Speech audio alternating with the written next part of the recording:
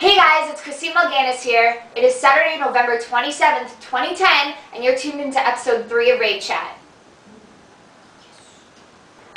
Okay guys, so today we're going to be discussing how to write a guild application. And writing a guild application is very, very important, especially if you're trying to get into a subpar guild. The most important thing to remember when writing an application is to put a lot of thought and time into it. Whenever I write an application, it usually takes me 3 to 4 hours because I want everything to be perfect and I want people to know that I care, that I want to be in their guild.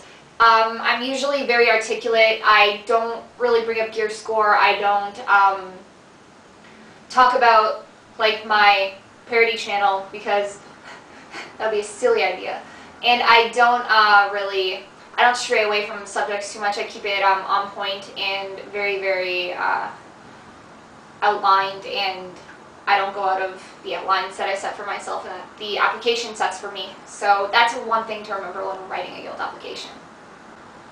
Another thing to remember when writing a guild application is to be completely honest. You want the guild to accept you as a person, and the first step you need to take is honesty. So if you're writing an application and you're lying about your progression or your achievements, they will check. They will go back and they will see what guild you used to be on another server. If you're a server transfer, they will try and take into account what you've done by looking at your achievements. They will ask for any alt characters. Don't lie about who you are. Don't say that you are a different person and you're applying as that person, obviously, because that's just stupid. And remember to be really strict and discipline yourself to be as honest and as open as possible when writing an application, because guild leaders and officers really respect that.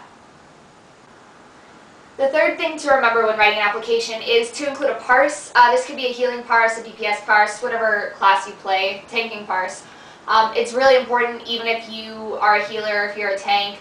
They want to see your output, for one, if you're a healer or DPS, and for two, they want to see your raid awareness, because they can go back and check through and see what you got hit by. Like, if you're applying for a guild that's on hard mode Cinderghost or on hard mode Lich King, they want to see if you can avoid getting so many stacks of Mystic Buffet or so many stacks of Unchained Magic, so that they know that you know what you're doing. Because the trial period in guilds are meant to see how you play, but parses really help show that you know how to play. If you're doing well in parses and you're nervous in your trial, they can be like, oh, okay, well this person might be nervous, so this is why they're screwing up. Look back at their parse and they never made mistakes like that.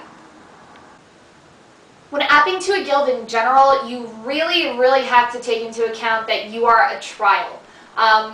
So when you join a guild after being accepted via application or interview over event or both, you have to remember that you are a trial member and you do not have as many rights in the guild as everyone else does. You cannot get upset by riding the bench. There are many, many, many applications from top tier guilds that asks, can you handle riding the bench for certain raid compositions or during your trial? A lot of people are like, I don't want to join a guild where I'm only going to be sitting on the bench, because there are guilds that recruit for bench and they only bring people in when they are lacking players due to real life issues. You don't want to join guilds like that, I understand. So you have to do your research and you have to speak to guildies, especially look for new trial members in the guild, see how it works, talk to officers, ask how they work, ask how sitting out works and what their composition works like. Because if you can't handle riding the bench, then you should probably not apply for at least the top tier guilds. I don't think that the lower tier guilds would make you, but all honesty, you have to be really on par with what the guild expects of you and what you expect of the guild. You have to let them know, and you have to make sure that their representation of equal rating times matches what you want in equal rating times. A big thing to stress when applying for a guild is your experience. Usually my experience paragraphs, yes, paragraphs go on for about 4 or 5 paragraphs. I put a lot of thought and effort into what I write. Since I have so many 80s, I have 10 level 80s because I have 2 level 80 rogues. It's a lot of writing, and it's a lot of like letting them know what boss fights I've done as which class, and what I do to improve my boss fights, what I've done in Burning Crusade, what I've done vanilla content-wise, what I've done Wrath of the Lich King content-wise, and letting them know that I'm a very, very experienced player, and I've been in very high intensity raiding environments, and I've been in many versatile roles in the raiding environment, so I can play almost any role in any fight leading up to Cataclysm launch. When you're talking about experience, you have to make sure that you're really going in depth in what you've done. So that's all for experience. A lot of guild applications will be trolled or will be looked at by not so nice members of the guild. When being asked questions by guild leaders or by people in the guild, even if they're rude, you gotta make sure that you don't respond to the trolling comments, because they just want a reaction out of you. If you show that you're a strong-willed individual and that you don't let that get the best of you, essentially, you will probably have a better chance of getting in the guild. One thing I can't stress enough is that you have to answer all the questions that they're asking you on your application. If you leave them blank and you don't answer them, the people will automatically, or the people who are you're applying to will automatically be like, nope.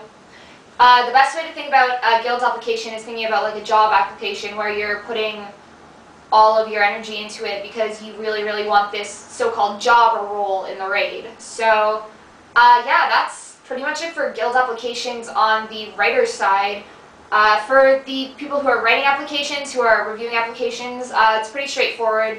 If you're someone who is reviewing applications, you should already know this, but make sure that you really read through the application, even if it's long. Make sure that it's well thought out, that you ask questions if you're not necessarily getting a straight answer from the person, and control the people trolling the applications, because honestly it's a burden that really it puts a lot of pressure on the individual writing the application, and you want the best for your possible future guildie, because this person could be a really good player, except maybe English isn't their first language and they're not very good at it. So make sure that you're always clarifying your points, and make sure to always interview in vent. So that's pretty much it for how to write a guild application, how to review a guild application. And next week's episode is probably going to be about how to run a guild. So I'm pretty sure that's it for today. I will be answering Q&A, and I hope you enjoyed the little blurb about applications. Okay, since we didn't get much Q&A this week, I'm just going to answer the questions I got on Twitter. And one question came from I'm Chib, who is Sarah, and she asks, what class are you going to be playing in Cataclysm, and why? The class I'm going to be playing in Cataclysm is probably going to be my Druid, just because she was my first character ever, and I really like her. I'm actually going to switch her back to Night Elf right before Cataclysm launches, because I'm really excited to play her as a Night Elf again and play with her. So if anybody has a server where I can be alliance on with you and it's a fun server, let me know, because I'm looking for somewhere to play and I don't really know where to play and I don't want to really be ganked. So if it's a good server, let me know and we will talk. Right now I'm actually looking at Bleeding Hollow, because I have friends on Bleeding Hollow Alliance side, and they are in Tasty Beverage, and I'm going to apply there on my shaman. So yeah, and that's about it, because that was the only question I got. So that's it for Raid Chat this week. I hope you enjoyed the short little episode. Sorry that it couldn't be longer. I've been really busy. I have exams in a week and a half, so I've been studying and I've been going out and just having a really good time. My life is actually so much better than it was. Not many people know what my life's like, which is kind of obvious because nobody really tells people on the internet. But it's actually going really good, and I'd really like to thank I Am Chib, Avon, Rarbug, and Ember Salt for being amazing friends. They know exactly why. I don't know why I deserve them as friends, considering the things that I've done.